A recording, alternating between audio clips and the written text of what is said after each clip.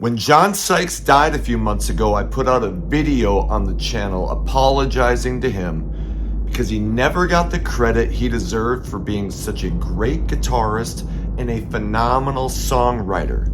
Well, luckily, more and more people are rediscovering Sykes, and especially Blue Murder. So when Real Gone Music offered me the opportunity to review their reissue of the 1993 Nothin But Trouble album on vinyl, I took it.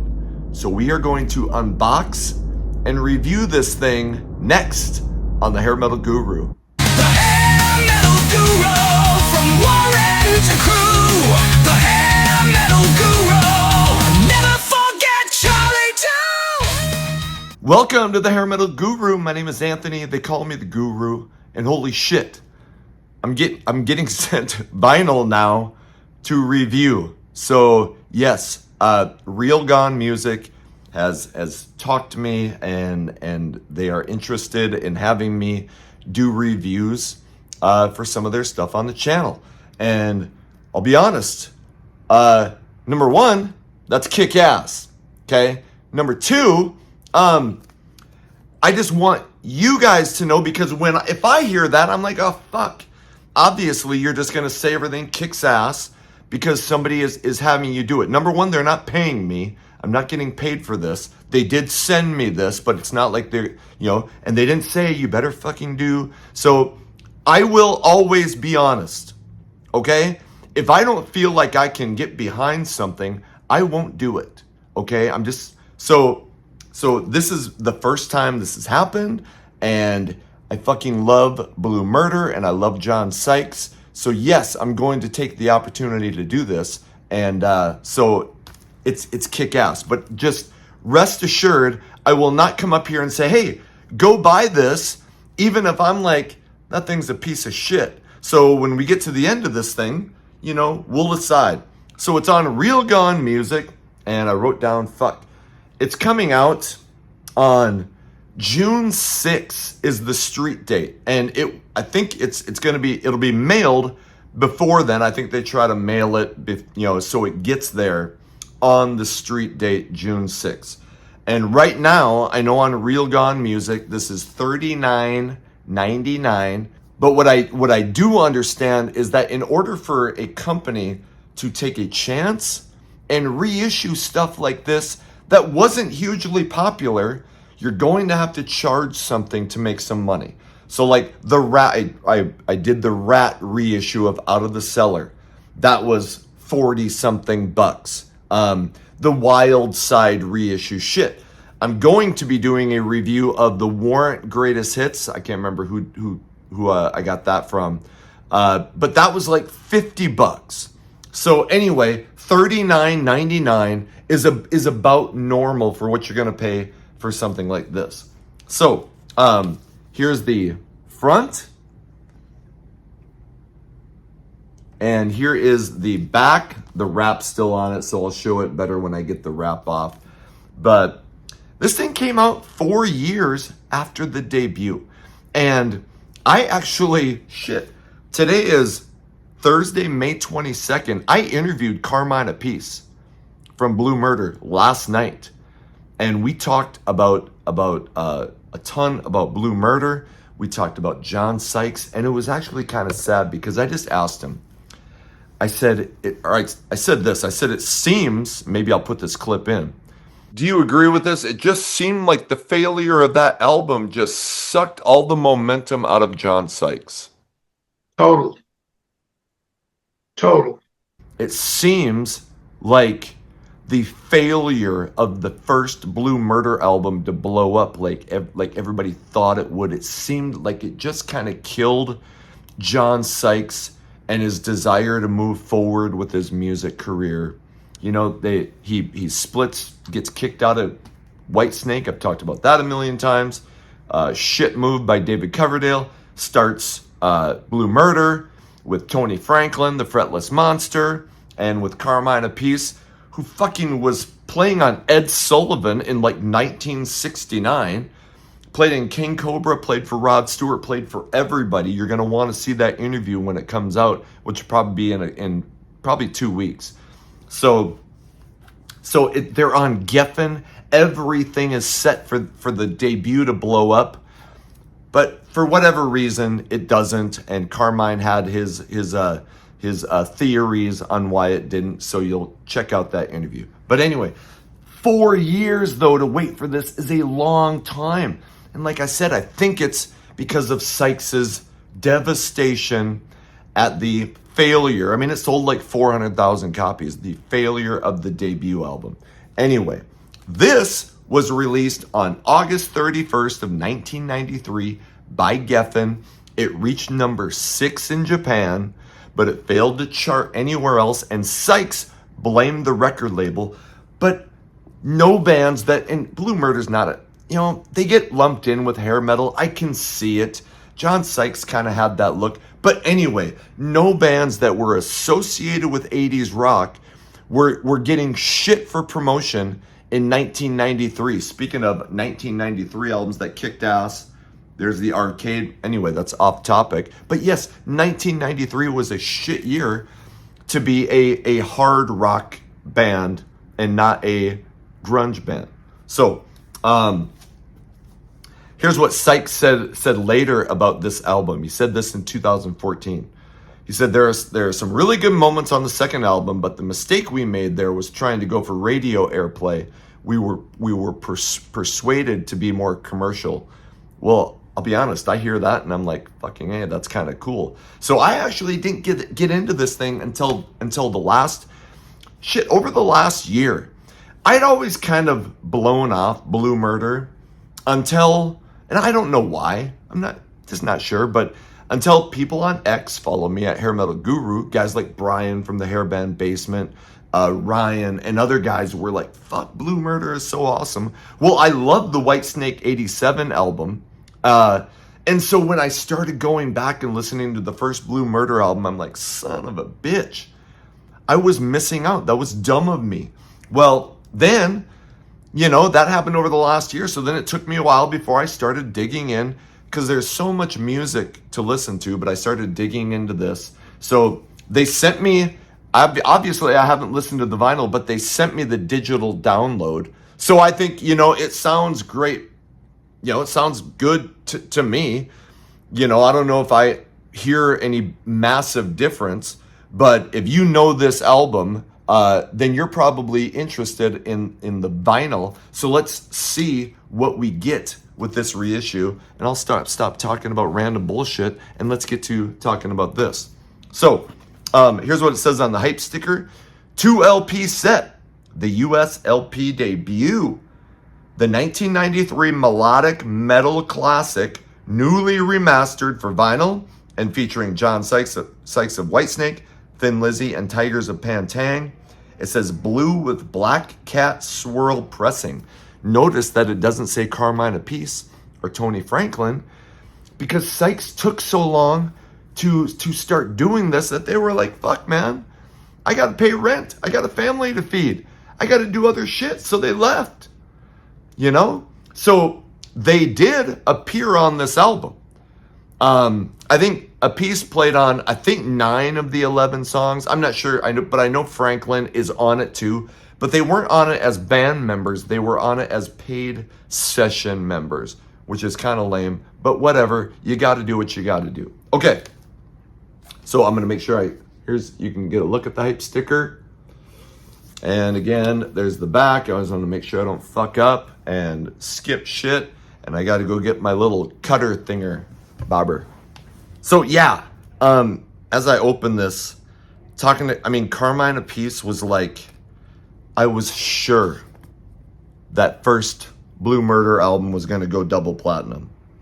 And it was just such a bummer the way it's such a letdown.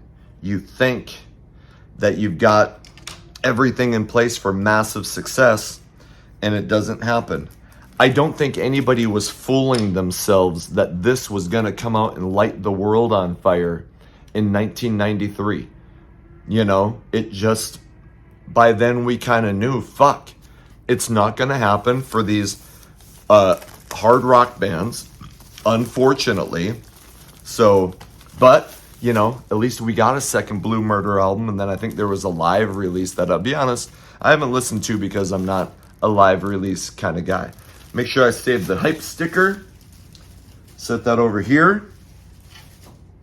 So now we get the clear, unplastic fucking cover. Do you like the cover? I don't know. I mean, you know, even covers that you might have not liked back in the day, like as you get older, you grow attached to them. So now I'm like, oh, that's a cool cover. You know, back then I probably was like a kid holding a cat, Nothin But Trouble. It's kind of like, that's a young version of John Sykes maybe. But anyway, there's the cover. There's the back, kind of nondescript. There's the song titles. There's the, am I holding it the right direction? There's the side. And yes, it's fucking Gatefold. You know, I was thinking about this, and I'm probably going to be random in this video because it's 10:30 at night, and yes, I'm drinking coffee, so fucking dumb. But, you know, we're not getting any younger. I interviewed Carmine last night. He's 78. He's still playing. Still plays with Vanilla Fudge and with this Rod Stewart, you know, the Songs of Rod Stewart project. And he drums and shit. But we're not getting any younger. Like Sykes is gone. Ace Frehley, you know, it just canceled some shows because he said he's ill. Now maybe, I hope he'll be fine. I'm a major Kiss fan. Hopefully it's nothing big. But we are getting to the point where most of our rock stars are not going to be rocking very much longer. And it sucks. But that's, you know, again, the reason for this channel is, you know, at what level I can do it is to keep interest in this music and to keep people thinking about it and supporting it. So while they can, these guys can continue to tour, you know, make albums and shit like that. Not a lot of them are making albums lately, but anyway. Okay, so here's the Gatefold. Look at that picture. John Sykes, rest in peace. And I think, fuck, it's Marco Mendoza.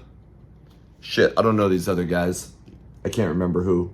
But Marco Mendoza came in on bass for Tony Franklin.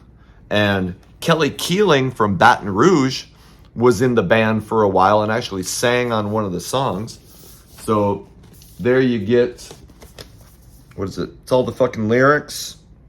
Special thanks. I think this is produced by Sykes. Oh, John Kolodner was associated with this. Well, John Kolodner from Geffen. It always says, who is John Kolodner? Well, it's John Kolodner. Let's see. All songs written, arranged, and produced by John Sykes. Except obvious, there's a cover of a Small Faces song, which is written by Steve Marriott and Ronnie Lane. And let's see, we got John Sykes on guitar and vocals, Tommy Osteen on drums, Marco Mendoza on bass, Kelly Keeling on background vocals and lead vocals on one song, and Nick Green on keyboards. And then it says additional musicians, Carmine Appice and Tony Franklin. It says that right over here, so that's all the information. Okay. Let's see what we got here. Here's the first vinyl. Here, I'll pull it out. So we got plain clear sleeve. I mean, that looks cool, right? Here's the other side. So there's one vinyl.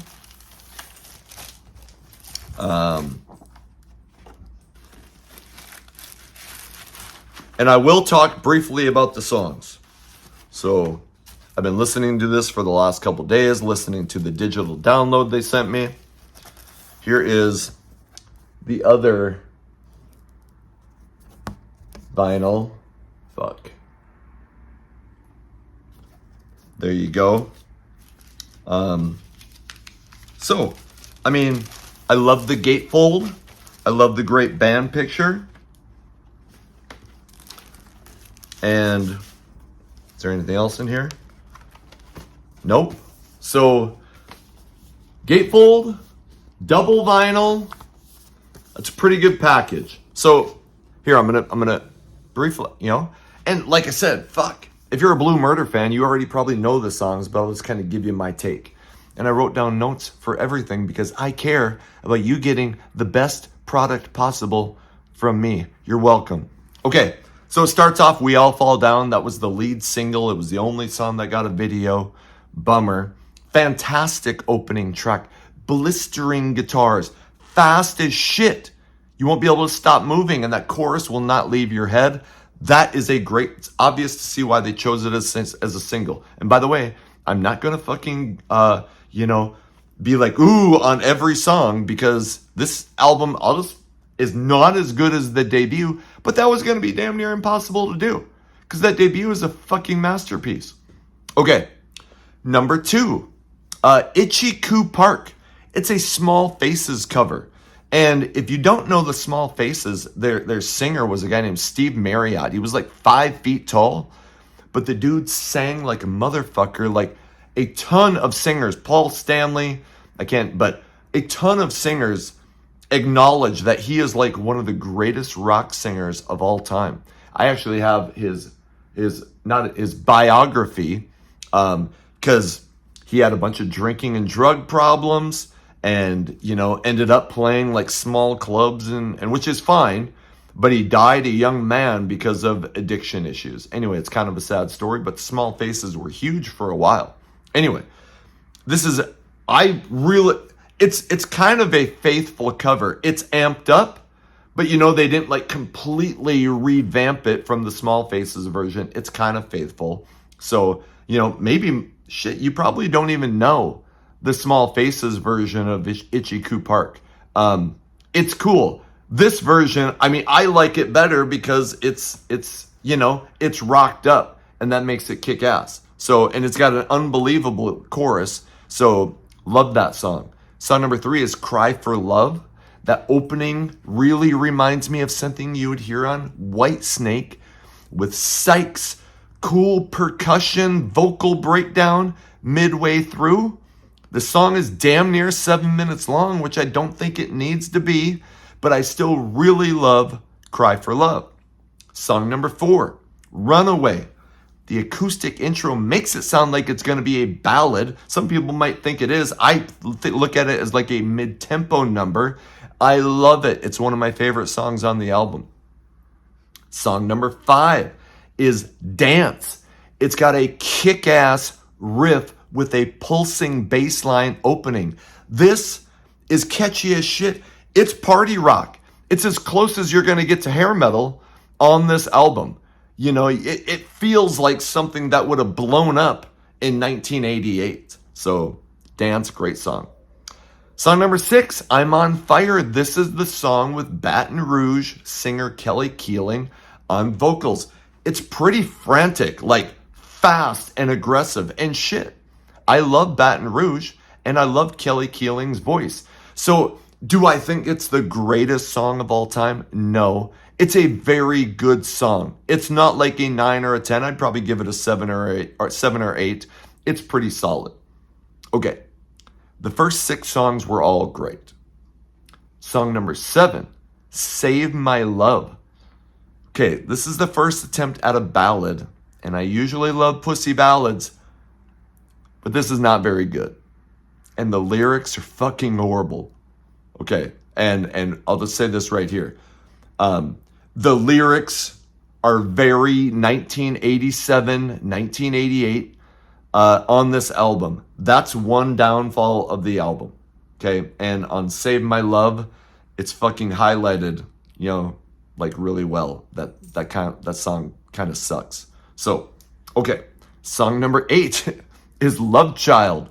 Is this the follow-up to, remember from the debut album, Sex Child? What are you guys doing? Anyway, not my favorite song on the album. I think it's filler. I'll give you some lyrics from it.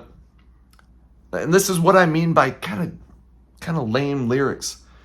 I've fallen in love with that lady. She should have been charging by the hour. My best friend's thinking I'm crazy. but they don't see or feel her power. I mean, you know, I've talked before, like I thought David Coverdale was she had too many songs about looking for love or finding love or wanting love and all that shit. And I kind of feel like this album suffers from some of that. Luckily, you have Sykes singing and playing guitar. So, you know, if you're not hung up on lyrics, which I'm not, most of this album is great. Okay. Moving on to song number 9, Shouldn't Have Let You Go. It's a solid rock song. It's not great. It's not horrible. It's kind of middle of the road. Probably just above being filler. I like it. Okay. Song number 10, I Need an Angel. Again, now it's a ballad. We're on like our third. Remember that one song I said was kind of mid-tempo? It could be a ballad. So now we're on our third ballad, and I usually like ballads. This one is a billion times better than Save My Love. I don't think it's like a number one hit, but it's a very solid ballad. But it's also 7 minutes, and so I think it might have been better if they shortened it up and kind of got rid of some of the noodling. Song number 11, She Knows. It's a mid-tempo acoustic closer for the album. I really like it. I think some people, if you're like wanting the fucking, you know, Sykes guitar riff, you know, you might be like, what are you doing here? Okay, but I like it because I like a lot of acoustic shit. You'll notice that in the second half of the album, like 3 or 4 slow song ballads, an acoustic mid-tempo finale. So the first half of the album is dramatically better than the second half, but the first half of the album is dramatically fucking good. Okay? There are some weak spots on the second half of the album. So, that's, you know, what I think of the songs. You know, the lyrics are not fucking Shakespeare. Too much shit about love. You know, like he was taking lyrical advice from David Coverdale. But musically, this album is great. Sykes has a phenomenal voice. And obviously, the guitar is going to kick ass. Save My Love sucks balls. And Love Child is But, you know, those are the only real weak spots on the album is those 2 songs. There's a couple of other songs that I don't think are amazing, but they're not like, shit. So there's only 2 really bad songs. And like I said, there's 6 or 7 songs that I think are great, and you can get behind those. And if you're just a fan, so I do, you know, I mean, you listen to my review and look at what you get, and then you can decide whether to pull the trigger. Is it worth $39.99? You know, that's about what you're gonna pay. I recommend it. I really do. Especially, you know, like when Sykes died, I started getting all fucking like nostalgia for Sykes related stuff. So I get, you know, so this is pretty kick-ass. Thanks Real Gone for sending it to me. So I get to review it and I get to have it. But I hope stuff like this sells well, because I want more record labels to go like, hey, you know what? Let's go back and reissue other shit. Here, let's reissue fucking Arcade, Stephen Piercy. Let's reissue Every Mother's Nightmare. Wake Up Screaming, their 1993 album. Somebody actually just released Psycho Schizophrenia on vinyl. I have it. I should do a review of it. But anyway, go out and buy this. Support John Sykes. Support Blue Murder. And support 80s rock. And I just want to reiterate that if I think something is a piece of shit, I will tell. And I probably just won't review something or share something.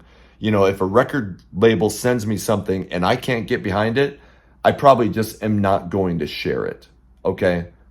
So that's how, because I don't want people to go, oh, you know what? He's just going to do shit just so you can get people to send them. I don't want to do that. You know, I want you to be like, you know what? You're going to get the honest truth. I think I was honest about the songs. I think I was honest about this. And for a Gatefold reissue Blue Murder, John Sykes, Carmine Apiece, the Fretless Monster. It's a solid package. You can pick it up at Real Gone Music. What is it? Just realgone.com or is it realgonemusic.com? I have it up on my computer here. Let's check that shit out. Son of a bitch. realgonemusic.com. It's $39.99. So let's support this stuff. That's my recommendation. You let me know what you think in the comments. Let me know first what you know, if you don't have this, what you think of the album. You know, maybe there's some people who are like, fuck, it's a huge drop from the 1989 album. Like I said, I don't think it's as good because there is some filler on here, but it's pretty fucking good. I want to know what you think. And let me know if you're going to order this. And let me know if you're like, fuck no, I saw your review and now I think that thing's a piece of shit. So let me know what you think in the comments. Hey, like, subscribe, what the hell, ring the bell. In the description, here I'll put the Real Gone Music link so you can order this if you want to. That'll be in the description. You'll find the link for Hair Metal Guru merch. You'll find the link to follow me on X at Hair Metal Guru. You'll find the link to my Saturday night radio show, Hair Metal Mansion on Rock 101 KLOL. And hey, whatever you can do to support the channel, I just appreciate you being here. Until the next video comes out, my name is Anthony. They call me the Guru. Take care of yourselves.